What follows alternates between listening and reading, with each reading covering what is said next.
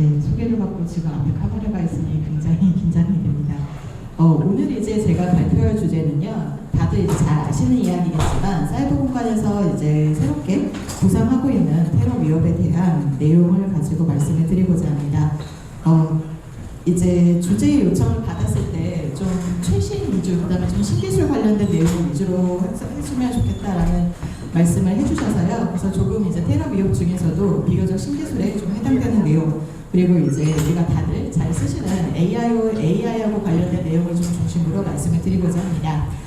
시작하기 전에 아마 낯익은 얼굴을 하나 제가 보여드릴 건데요. 누구신지 혹시 맞추실 수 있으실까요? 2019년에 이런 이야기를 했다라고 얘기가 되어 있는데 혹시 어떤 사람인지 기억나십니까? 아시는 분도 있으시고 잘 모르시는 분도 있으시겠죠? 2019년에 뉴질랜드 크라이스트 처치 모스크에서 이제 총기 난사, 그 다음에 테러가 있었는데요. 그때 이제 그 사건이 보여주는 특징이 몇 가지가 있었습니다. 일단 조금 여기 계시는 분들은 잘 안 보실 가능성이 높지만 우리가 요즘은 게임 같은 경우는 e스포츠라고 이야기를 많이 하잖아요. 그래서 이제 게임 같은 플레이를 할 때 우리가 그런 환경을 스트리밍을 하는 것처럼 실제 총기 난사를 하는 장면을 게임의 일부처럼 중계 방송을 했었던 게 충격적인 사건이었었고요. 그리고 두 번째로 이 사건이 보여줬던 또 다른 중요한 특징 중에 하나는 인터넷을 자신이 급진화되고 그 다음에 이제 자신이 왜 테러를 하게 되었는지에 대한 배경을 설명하게 되면서 다음과 같이 이야기를 합니다. 우리가 기존에 믿어왔던 어떤 가치 체계나 신념 이런 것들보다 모든 정보를 얻을 수 있는 출처가 바로 이 인터넷 공간이라고 이야기를 하고요. 다른 어떤 데서는 우리가 찾고 있는 그런 진실이나 가치를 찾을 수가 없다라고 이야기를 하는 굉장히 긴 장문의 매니페스토를 썼었는데요. 사실 2019년에 이 사건이 어떻게 보면 굉장히 특이한 사건이기도 하지만요. 2026년인 지금은 너무나 흔한 내용이 되어버렸다는 것도 지금 이야기하고자 하는 바입니다. 그러면 왜 이렇게 테러 단체나 아니면 급진화되고 있는 개인들이 이런 새로운 기술들을 사용을 해서 자신들의 이야기를 하고자 하는지를 보자면요. 다들 잘 아시겠지만 사람들이 흥미를 가지는 사건은 인명피해가 커야 됩니다. 그리고 우리가 상상하지도 못했던 대상을 노려야 되고요. 그 수단이 어떻게 보면 일상적이거나 아니면 우리가 전혀 생각하지 못했었던 수단들을 가지고 끔찍한 일을 벌였을 때 더 큰 미디어에 관심을 갖게 됩니다. 그리고 그런 측면에서 이제 우리가 테러를 이야기하는 또 다른 표현 중에 하나가요. 무대로서의 테러라는 표현을 쓰게 되는데요. 저도 지금 굉장히 내향적인 사람이라서 여기 올라와 있으니까 긴장이 되는데 무대에 올라와 있으면 누구나 그 올라와 있는 사람을 주목할 수밖에 없게 됩니다. 그리고 무대 위에 올라와 있는 사람이 어떠한 동작, 어떠한 몸짓, 그리고 어떠한 손짓이나 연기를 할 때 그 사람이 보여주는 세상이 마치 전체적인 세상인 것으로 오해가 되게 되어 있는데요. 이걸 우리는 하나의 프레이밍이라고 표현했습니다. 테러 단체뿐만 아니라 테러 사건을 보도하는 그 보도 태도, 어떤 방식으로 그런 테러를 조망하느냐에 따라서도 하나의 테러를 바라보는 하나의 틀이 생긴다고 보시면 될 것 같은데요. 지금 계속 제가 테러라는 표현을 썼는데 우리가 사실 테러를 들으면 어떤 게 가장 먼저 떠오르십니까? 네? 그렇죠. 아무래도 지역으로 따지고 보자면 이제 우리 박현도 교수님이 하고 계시는 중동 지역이 먼저 떠오를 거고, 종교를 얘기하자면 이슬람교가 먼저 떠오를 것이고요. 그 다음에 너무나 가장 흔한 양식이 지금 생각나실 거고, 그리고 우리가 항공보안학회의 특성상 항공기 테러 플러스 드론 테러에 대한 이야기가 가장 먼저 생각이 되실 겁니다. 하지만 실제로 테러 발생에 대한 어떤 통계를 보거나 그 다음에 요즘 들어서 등장하고 있는 테러 사건들을 보면 기존에 우리가 테러 사건이 이거다라고 하는 이 인식하고는 점점 달라지는 모습들이 보여지는데요.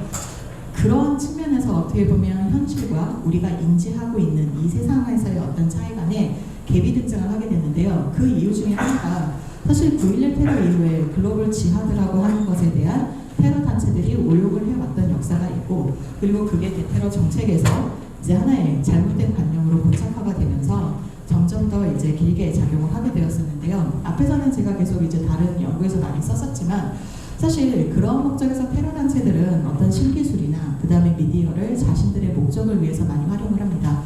가장 큰 목적은 조직원을 모집을 하고 지하드 참여에 대한 독려를 하는 부분도 있지만요. 다른 측면에서는 자신들이 원하는 게 단순히 조직원을 모집하는 데서 끝나지 않고 테러의 본질은 공포를 퍼뜨리는 것에 있거든요. 그래서 이 공포를 널리 퍼뜨리는 위험이나 그리고 그로 인해서 자신들이 굉장히 가장 세고 가장 영향력이 있는 존재로 포장하는 그런 홍보 전략이나 동원 전략들이 같이 사용이 되기 때문입니다. 그렇다면 여기 계시는 분들께 제가 한번 간단한 설문조사를 한번 해보겠습니다. SNS 어떤 거 많이 쓰세요? 여기서 인스타그램이라는 SNS 들어보신 분? 자, 여기서 20대는 손을 내려주시고요. 35세 이상만 손을 들어주시면 되겠습니다. 인스타그램을 쓰시는 분? 틱톡을 쓰시는 분? 20대는 손을 드시면 안 됩니다. 네, 그리고 디스코드를 쓰시는 분? 굉장히 지금 점점 슬퍼지죠. 인스타그램이나 틱톡이나 디스코드로 가면 갈수록 상대적으로 사용하는 연령층이 낮은 지금 SNS입니다. 그 이야기는 우리가 똑같이 소셜미디어를 사용한다 하더라도요, 연령층이나 그 다음에 성별이나 지역에 따라서 이 사용하는 이 모습들이 점점 달라지게 되는데, 아마 자녀분들 보시면 이런 얘기 많이 하실 거예요. 엄마가 내지는 아빠가 이거 잘 모르니까 이거 좀 와서 좀 해봐 라는 이야기를 가장 많이 하실 건데요. 다른 어떤 유형의 사용자들과 마찬가지로 테러범들 역시 그들이 사는 시대의 아이라는 표현을 씁니다. 쉽게 생각하시면 우리 같은 경우는 핸드폰은 사실 성인이 돼서 접했었거든요. 핸드폰 이전에는 삐삐가 있었고요. 그리고 그 이전에는 공중전화가 있었습니다. 하지만 지금의 아이들한테는 핸드폰이 굉장히 다양한 거고, 이 사람들한테는 와이파이가 없는 세상은 상상할 수도 없는 세계인 거겠죠. 그런 측면에서 기술을 사용하는 게 정말 달라지는 그 모습들을 보여지게 되고요. 이게 최근에 이 급진화되고 테러에 가담하는 연령이 점점 낮아지는 현상과 같이 맞물려서 어떻게 보면 정책적인 실무를 담당하는 사람들은 이미 성인이고, 정책에 대한 고려사항을 만드는 사람들이 생각하지 못하는 양상으로 테러 위협들이 발전할 수 있다는 점이 지적이 되는 배경이라고 보시면 될 것 같습니다. 그래서 이 AI하고 관련된 그 테러에 대한 주요 양상 중에 하나가 온라인 급진화라는 표현을 많이 쓰게 되는데요. 유튜브를 간단하게 생각하시면 될 것 같습니다. 유튜브에 접속하시면 제일 먼저 어떤 영상이 떠오르십니까? 아무래도 그 직전에 보셨던 것과 관련된 게 뜨실 거고요. 그리고 쇼츠 같은 경우는 마찬가지로 직전에 보셨던 것과 관련된 영상이나 아니면 그 연령대의 사람들이 가장 많이 좋아할 것 같은 영상들이 뜨게 되어 있죠. 우리가 흔히 알고리즘에 대한 이야기가 바로 여기서 나타나게 되는데요. 최근에 나오는 연구들은 바로 이 알고리즘을 지적을 하면서 어떤 부분을 같이 지적을 하냐면, 이 알고리즘을 통해서 개인이 어떠한 것에 관심이 있느냐를 공략을 할 뿐만 아니라 개인이 어떠한 부분에 취약하느냐를 같이 공략한다는 점이 지적이 되고 있습니다. 특히 딥페이크 영상이나 허위 조작 정보, 그 다음에 이제 자동화된 소셜미디어 계정 등이 굉장히 정교한 선전 수단으로 작용을 하게 되면서요. 여기에서 만들어지는 영상이나 콘텐츠가 실제가 아닌 허위라 하더라도 AI를 통해서 정말 그럴싸하게 만들어지는 내용들이 요즘의 지금 상황이라고 보시면 될 것 같습니다. 그래서 온라인 급진화를 연구하는 사람들은 크게 세 가지 단계에 거쳐서 지금에 이르렀다라고 이야기를 합니다. 1980년대 이제 우리가 BBS라고 하는 게시판이 등장을 하게 되면서요. 실제 생활에서 혐오를 이야기할 수 없었던 사람들이 자신들의 어떤 게시판을 통해서 게시글을 올림으로써 혐오를 이야기하는 게 제1세대였더라면 2000년대 중반부터 소셜미디어가 이제 본격적으로 도입이 되면서 누구나 볼 수 있는 소셜미디어 플랫폼으로 혐오가 옮겨갔다라고 이야기를 합니다. 그리고 지금은 이제 똑같은 소셜미디어 플랫폼이라 하더라도 훨씬 더 개인화되고 암호화되고, 그 다음에 이제 흔히 말하는 비슷한 생각을 하는 사람들끼리만 모이는 그들만의 세상에서 혐오가 더 많이 퍼뜨려진다라고 이야기를 하고요. 그걸 바로 이제 일종의 웹마스터라는 표현을 사용해서 설명을 하고 있습니다. 그러면 이 테러 목적의 AI 이용이 왜 지금 이 대테러 그리고 대드론과 관련된 위협에서 이야기를 하게 되는지를 설명을 해드리고자 하겠습니다. 지금 아마 우리 한국에서 가장 혼란스러운 것과 관련된 부분은 정치 관련 뉴스인 것 같습니다. 오면서도 이제 봤었지만 송파구에서 이제 투표함 관련해서 시위대 해산한다는 내용이 나왔었는데요. 그 직전의 혼란은 선거가 아니라 중동 전쟁이었었죠. 그리고 중동 전쟁 이전에도 흔히 말하는 국제정치 관련된 이슈나 아니면 국내의 정치 사회적 이슈들은 항상 혼란을 가져오게 됩니다. 이러면 뭔가 지금 상황이 발생했을 때 제일 먼저 뭘 하시게 될까요? 핸드폰을 꺼내서 해당되는 그 키워드를 검색을 하게 되실 거고요.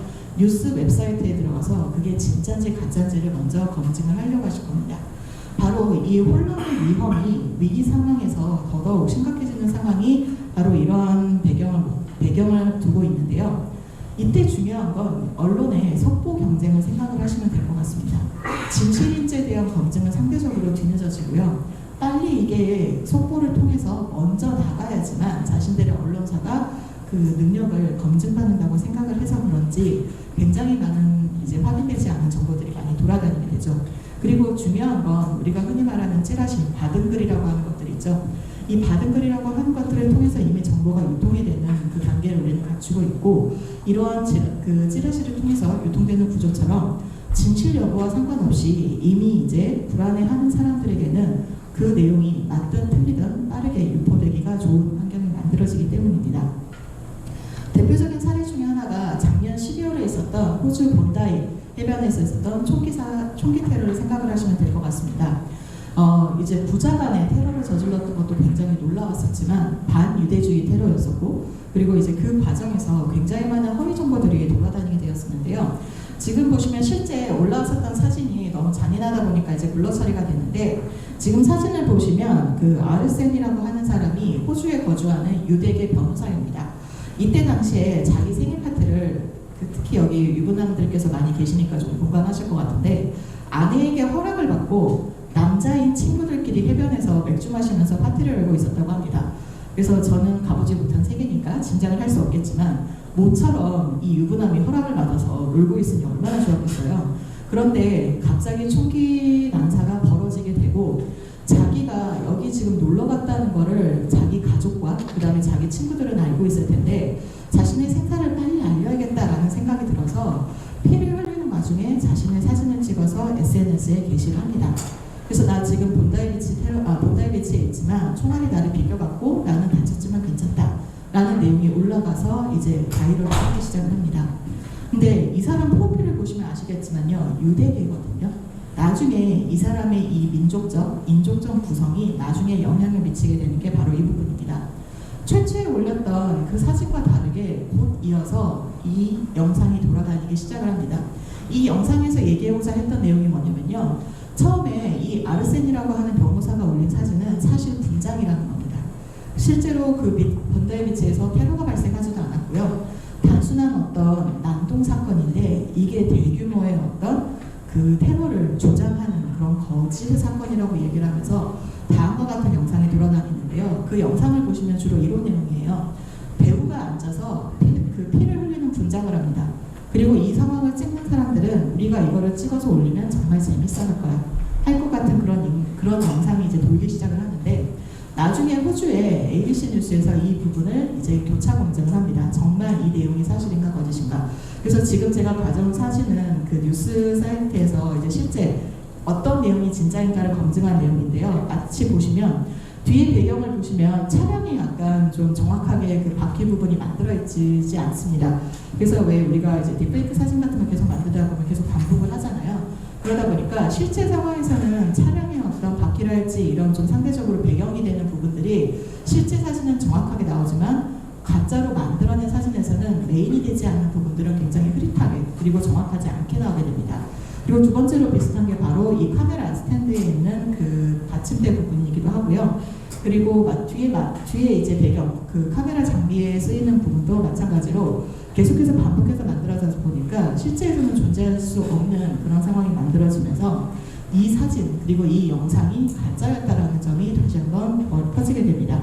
물론 본다이 비치에서 나왔던 허위 조작 정보는 그것만 있는 게 아닙니다. 아까 말씀드렸다시피 본다이 비치의 테러범은 부자였었고요. 그리고 이 둘은 무슬림이었습니다. 그리고 사건이 벌어졌을 때 행인들 중에서 그냥 자신들이 숨는 데 급급하지 않고 상황을 빠르게 종료하기 위해서 이 테러범들을 저지하기 위해서 나섰던 사람이 있습니다.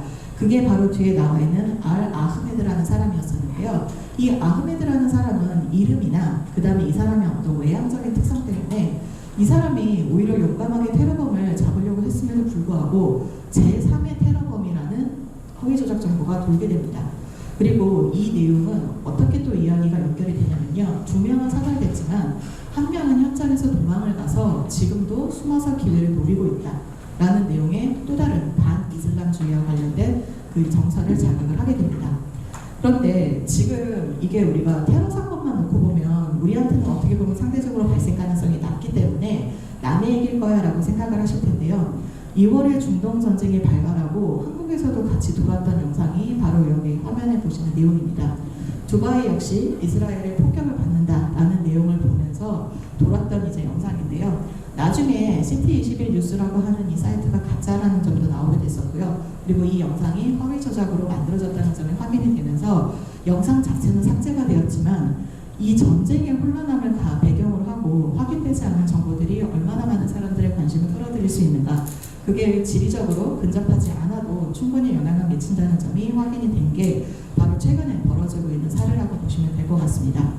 그러한 측면에서 우리가 많이 썼던 속담 중에 하나가 보는 것이 믿는 것이다, 백문이 불여일견이다 라고 하는 얘기가 있었고요. 그리고 우리가 기존에 알고 있는 것이 정말 내가 제대로 알고 있는 것인가 라고 하는 아는 것의 위기의 시대가 바로 지금 AI의 기반의 테러 위협의 시대라고 보시면 될 것 같습니다.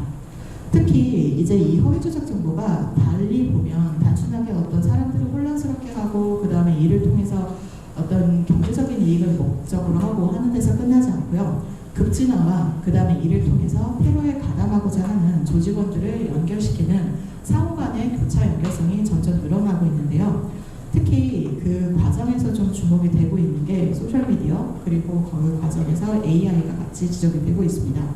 아마 우리가 이제 극단주의 이야기, 그 다음에 어떤 정치적 극단주의나 종교적 극단주의 이야기 많이 할 때 나오는 게 확증 편향이라는 표현을 사용을 합니다.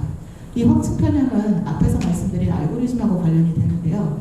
유튜브를 들어가셔서 보시면 계속해서 보시는 내용만 보게 되어 있습니다. 그래서 결국은 이게 나의 의견인 것뿐만 아니라 다른 사람 전체 의견인 것 같고, 내 의견과 다른 의견을 받게 되면 그 의견을 받아들여질 수가 없게 됩니다. 이러한 과정이 계속해서 반복이 되면 점점 더 고립된 이런 온라인 커뮤니티에서는 그런 극단성이 더 높아지게 되고요. 이 극단성이 어떻게 보면 민주적인 절차, 대화나 이런 정치 제도를 통해서 해결을 하는 게 아니라 폭력을 통해서 해결하고자 하는 태도와도 같이 연결이 되고요. 최근에 나오는 연구들을 간략하게 정리하면 종교적인 극단주의와 극우 극단주의에서 이 양상이 특히 두드러지는 것으로 보고가 되고 있습니다. 그러면 이게 정말 테러 위협에서만 끝나는 이야기일까요? 그러진 않습니다. 작년 10월에 작게 뉴스가 났었는데요. 배우 이정재 씨를 사칭을 해서 약 5억 원 정도를 발주했었던 사건이 있습니다. 우리 같으면 과연 왜 이정재를 믿고 5억 원이 작은 돈도 아닌데 어떻게 이름을 줬을까라고 하는데요. 시작은 거의 로맨스 스캠하고 비슷합니다. 그래서 지금 이제 내가 뭔가 촬영을 하러 와 있고, 근데 갑자기 지금 뭔가 좀 문제가 생겼고, 그래서 작은 돈을 점점 좀 하는데 그 과정에서 쓰이는 모든 이런 영상이나 이런 게 사실은 배우니까 굉장히 사진 자료도 많고 목소리 자료도 많잖아요. 그래서 이런 사진들을 가지고 딥페이크를 만들었고, 이를 통해서 실제로 금전적인 피해가 발생을 하는데 이게 배우에서만 해당이 되는 건 아닙니다.